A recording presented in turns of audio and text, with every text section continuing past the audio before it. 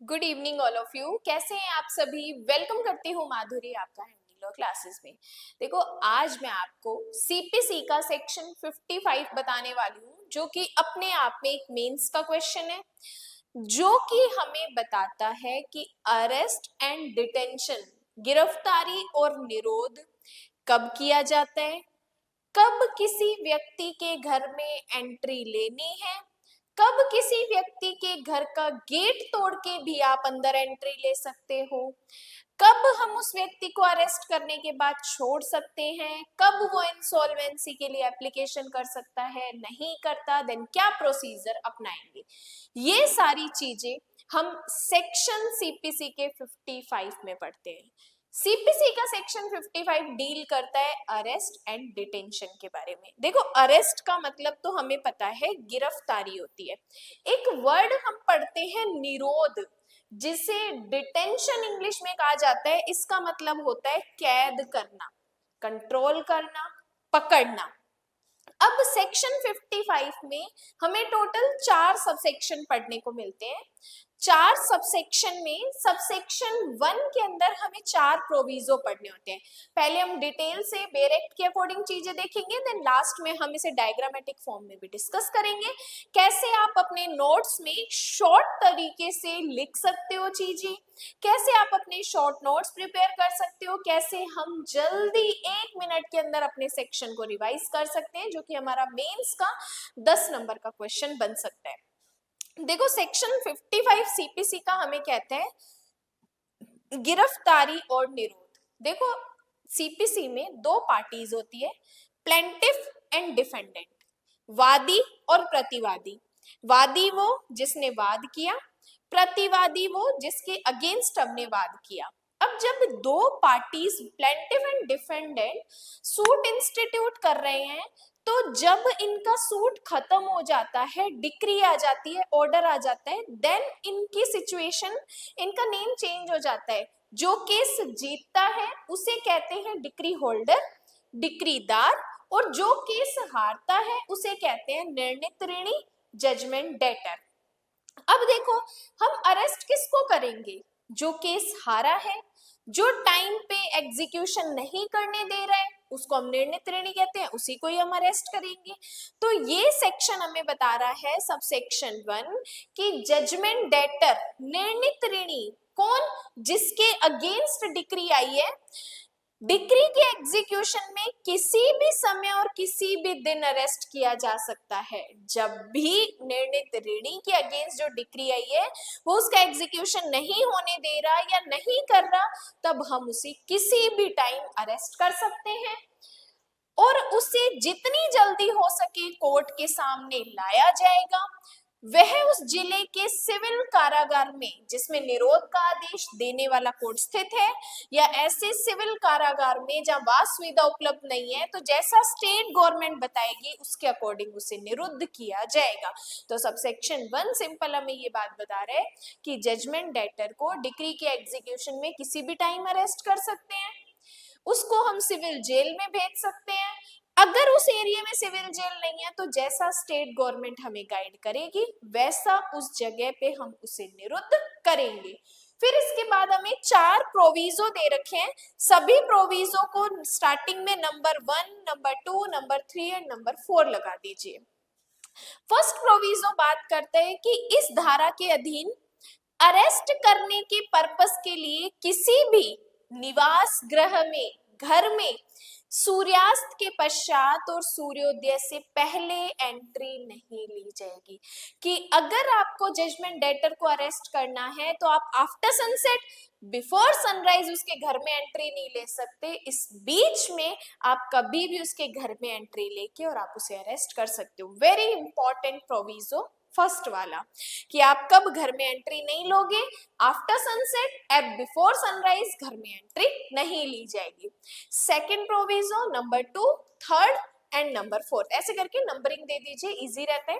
Second proviso कहता है कि निवास गृह का कोई भी बाहरी द्वार तब तक तोड़कर नहीं खोला जाएगा जब तक निवास गृह निर्णित ऋणी के अधिभोग में ना हो। मतलब कि आप किसी घर के गेट को तब तक नहीं तोड़ोगे जब तक आपको ये विश्वास ना हो जाए कि इस घर में निर्णित ऋणी रहता है। निर्णित ऋणी कौन? जिसके अगेंस्ट डिक्री आई है, जो हमें डिक्री का एग्जीक्यूशन नहीं करने दे रहा या नहीं कर रहा है। तो सेकंड प्रोविजो कहते हैं कि उस घर को आप तब तक नहीं तोड़ोगे, तब तक तोड़ के नहीं जाओगे जब तक आपको पूरा 100% श्योरिटी ना हो जाए कि यस इसमें निर्णित ऋणी रहता है और वो अंदर नहीं आने दे रहा है, तब भी आप उसके गेट को तोड़ के और अंदर जा सकते हो।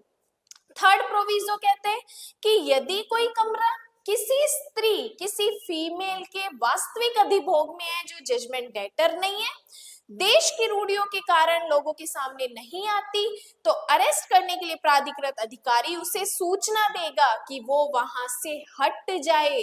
वो वहां से हटने के लिए स्वतंत्र है और उसे हटने के लिए प्रॉपर टाइम दिया जाएगा। मतलब कि जब पुलिस सिविल मैटर में जजमेंट डेटर को अरेस्ट करने आती है और उस वो किसी घर में एंट्री ले रही है, तो अगर उसे पता लगता है कि इस घर में कोई फीमेल है जो लोगों के सामने नहीं आती, देन उस फीमेल को प्रॉपर हटने का टाइम दिया जाएगा।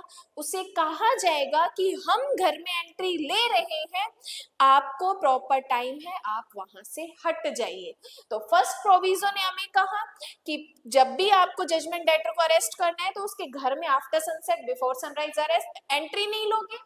सेकेंड प्रोविजो ने कहा कि आप गेट तब तक नहीं तोड़ के अंदर जाओगे जब तक आपको विश्वास ना हो जाए कि ये निर्णित ऋणी का है। और तीसरा प्रोविजो में कहते हैं कि अगर वो कमरा किसी फीमेल के अंडर आता है तो उस फीमेल को हटने का प्रॉपर टाइम आप दोगे। देन प्रोविजो फोर्थ की बात करते हैं, जहां डिक्री जिसके एग्जीक्यूशन में निर्णित ऋणी को अरेस्ट किया गया है और धन के संदाय के लिए ऐसी डिक्री है और जजमेंट डेटर डिक्री की रकम, गिरफ्तारी का खर्चा अधिकारी को दे देता है, तो जिसने उसे अरेस्ट किया है वो उसे तुरंत छोड़ देगा। क्योंकि सिविल मैटर में पर्पस ये नहीं होता कि हम व्यक्ति को अरेस्ट करें, हम व्यक्ति को पनिशमेंट दे। सिविल मैटर में अरेस्ट का ये ऑब्जेक्ट होता है कि जो ऑर्डर, जो डिक्री उसके अगेंस्ट आई है वो उसकी रकम हमें पे कर दे। तो फोर्थ प्रोविजो कहता है जैसे ही जजमेंट डेटर को अरेस्ट किया, जजमेंट डेटर पैसा दे देता है, डिक्री की रकम दे देता है, देन उस जजमेंट डेटर को उसी टाइम छोड़ दिया जाएगा। तो चारों प्रोविजो हमारे लिए वेरी इंपॉर्टेंट है, फिर से रिपीट कर रही हूँ। फर्स्ट प्रोविजो कहता है आफ्टर सनसेट बिफोर सनराइज घर में एंट्री नहीं लोगे। सेकंड प्रोविजो कहते हैं कि गेट तब तक नहीं तोड़ोगे जब तक विश्वास ना हो जाए कि वो जजमेंट डेटर क्या है। तीसरा, अगर कोई फीमेल अंदर है तो उसे हटने का प्रॉपर टाइम दोगे। और फोर्थ प्रोविजो कहते हैं अगर जजमेंट डेटर जैसे ही अरेस्ट किया और उसने पैसा दे दिया तो आप उसे तुरंत छोड़ दोगे। तो सबसेक्शन 1 के 4 प्रोविजो हमारे लिए वेरी इंपॉर्टेंट है। इसके बाद बात करते हैं सबसेक्शन 2, 3 एंड 4 की। देखो सबसेक्शन 2, 3 एंड 4 हमें बताता है, 2 ने कहा कि स्टेट गवर्नमेंट गजट नोटिफिकेशन से डिक्लेरेशन कर सकती है कि कोई भी व्यक्ति या व्यक्तियों का वर्ग जिसकी गिरफ्तारी से लोगों को खतरा या असुविधा पैदा हो सकती है, डिक्री के एग्जीक्यूशन में उसे गिरफ्तार नहीं किया जाएगा। कि जिस व्यक्ति को हमें अरेस्ट करना है, हमें पता लग रहा है कि इसको अरेस्ट किया तो लोगों को खतरा हो सकता है, उस टाइम पे हम उस व्यक्ति को अरेस्ट नहीं करेंगे। सबसेक्शन 3 की बात करूं तो सबसेक्शन 3 हमें बताता है जहां जजमेंट डेटर धन के संदाय के लिए डिक्री के एग्जीक्यूशन में अरेस्ट किया जाता है, कोर्ट के सामने लाया जाता है, तो कोर्ट उसे ये चीज बता सकता है कि अगर तेरे पास पैसा नहीं है, अगर तू डिक्री की अमाउंट नहीं दे सकता तो खुद को इंसॉल्वेंट डिक्लेयर कर, दिवालिया घोषित करवा ले, खुद को कंगाल घोषित करवा ले। अगर वो व्यक्ति जजमेंट डेटर खुद को कंगाल घोषित करने के लिए एक्सेप्टेंस दे देता है, देन कोर्ट को वो प्रॉपर टाइम बता देगा कि इतने टाइम के अंदर अगर मेरे पास पैसा आ गया तो मैं दे दूंगा, नहीं तो मैं इतने टाइम के बाद खुद को इंसॉल्वेंट डिक्लेयर करवा लूंगा, खुद को कंगाल घोषित करवा लूंगा।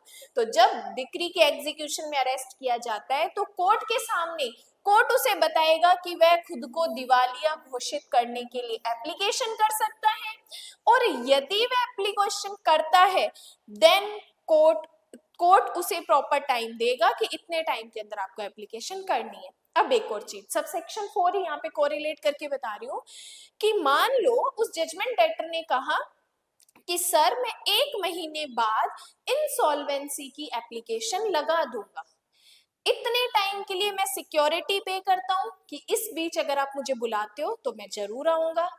लेकिन उसने सिक्योरिटी पे की और जब कोर्ट ने उसे बुलाया वो नहीं आया, अब कोर्ट क्या कर सकती है, उसे अरेस्ट कर सकती है, और अब कोर्ट क्या कर सकती है, उसे सिविल कारागार में भेज सकती है। तो सबसेक्शन 3 और 4 दोनों को मिला के पढ़ो। जज कोर्ट दिवालिया घोषित होने के लिए उसको बता सकता है कि तू एप्लीकेशन कर दे। अगर निर्णित ऋणी दिवालिया घोषित किए जाने के लिए आवेदन करने का अपना इंटेंशन प्रकट करता है और कोर्ट को कहता है कि प्रतिभूति दे देता हूं, वह ऐसा आवेदन 1 मास के भीतर करेगा।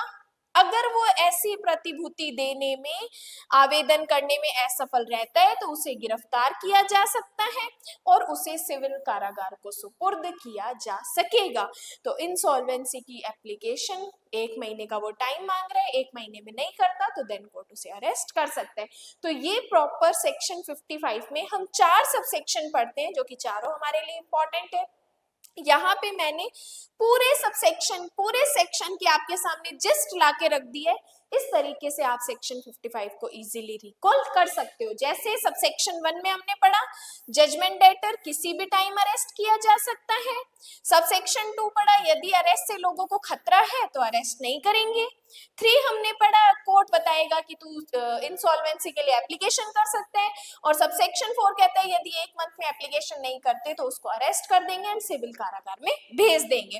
देन सबसेक्शन 1 के 4 प्रोविजो हमने पढ़े कि after sunset and before sunrise घर में एंट्री नहीं लोगे, भारी द्वार तोड़ोगे नहीं जब तक विश्वास नहीं हो जाए कि जजमेंट डेटर का ही है। सबसेक्शन 3 पर्दाशील महिला को प्रॉपर हटने का मौका दोगे, और सबसेक्शन 4 पैसा दे देने पर तुरंत छोड़ दिया जाएगा। तो इस तरीके से आप सेक्शन 55 को अपने नोट्स में इजी पॉइंट ऑफ व्यू से लिख सकते हो।